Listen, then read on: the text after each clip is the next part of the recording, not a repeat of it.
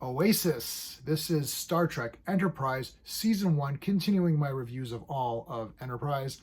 I like this episode. We're going to talk about it using my space system, story, pacing, artistry, characters, enjoyment. Each category gets a score between 0 and 2. 2 is the best you can get in any category. I'm going to give the storyline a 1. There's nothing bad in the story. It's fine. It's just that it's a bit simple. Like they land on this. They need supplies. The Enterprise needs supplies. They find this derelict ship, and there's all these people there. They're like ghosts.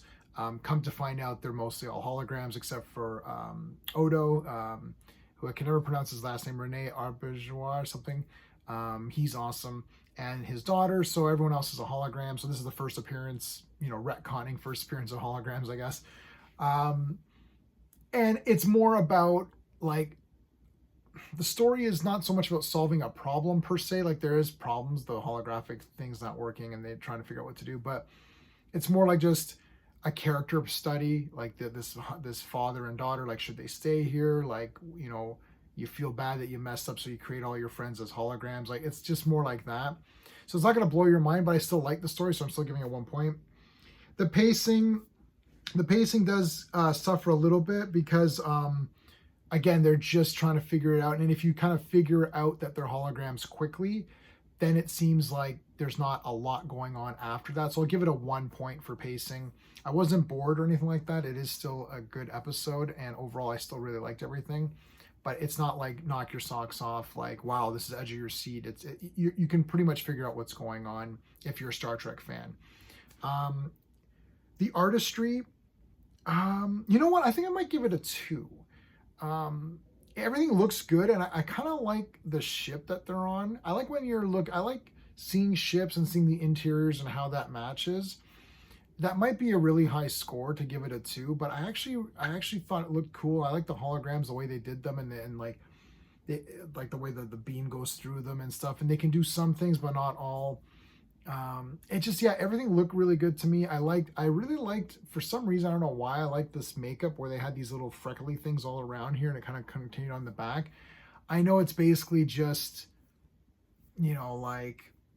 like Dax's makeup or whatever. It's just like the trill spots or whatever that go all the way down. But I don't know, they look kind of cool.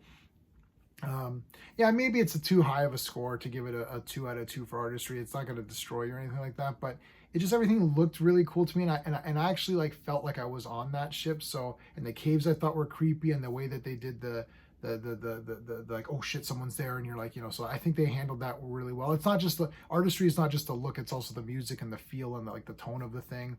And it was kind of creepy, so it was more like some horror elements. So I thought they did it really well. I liked the artistry.